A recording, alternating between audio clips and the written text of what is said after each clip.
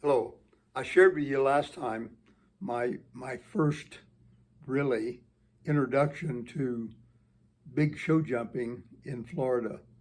I had been Texas state champion and Oklahoma state champion, riding a little bit different system.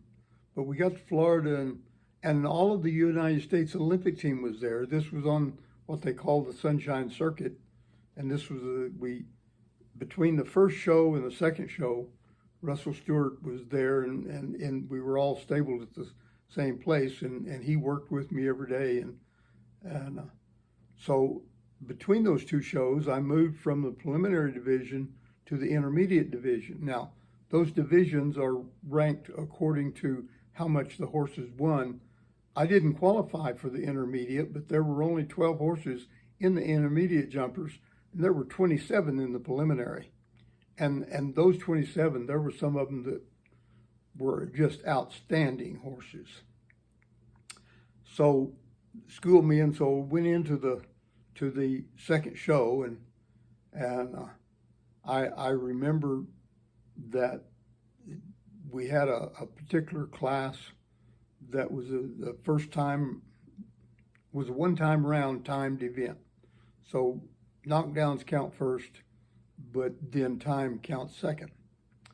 And Assassin was a good speed horse. And so we went in there, and they had some jumps set up that as you went, there were 4 jumps setting end to end right down the middle of the arena. And you rode like a serpentine, and there were jumps off to the side that you had to take. Well, there was one particular combination that you had a vertical fence that was setting down the center of the arena. You had a left-hand turn over a triple bar. And from the center of the one fence to the center of the other was 26 feet, which is actually a one stride in and out.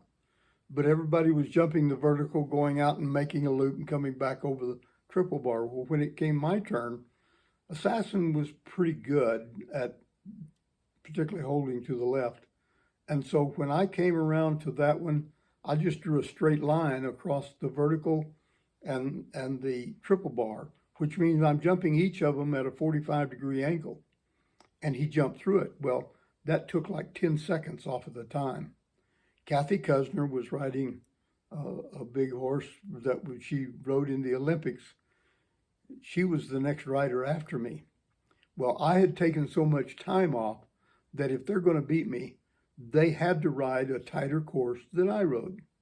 Well, Kathy lined up her big horse, he was named Sloopy, on that, and he jumped the first fence fine, but he hesitated in the air over the second fence and came down and broke 7 poles as he fell in this triple bar.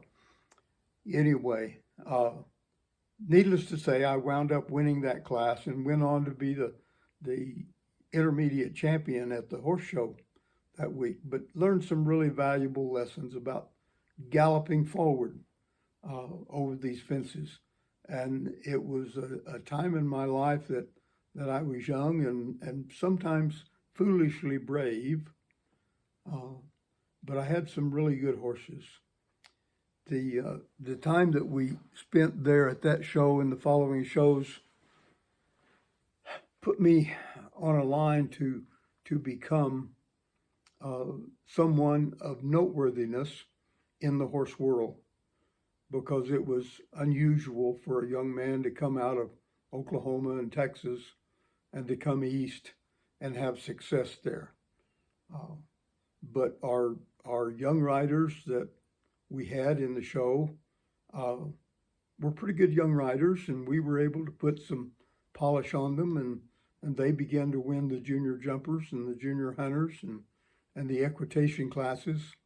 One of the things that, if you've been in the horse world very long, you can go to a horse show and you can watch the juniors ride and watch the professionals ride, and you can usually put the youth with their professional trainer because they will ride just like them. And we were teaching a classic method of riding that was pretty, and it was nice, and it was effective. That's the main thing. You have to be effective.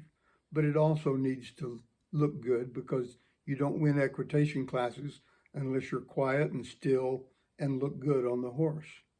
One of the major philosophies that we taught, that we will talk about over the years to come in this thing, is that you have to learn to do nothing. Once you're good enough to be on a horse and do nothing, then you're good enough to do something.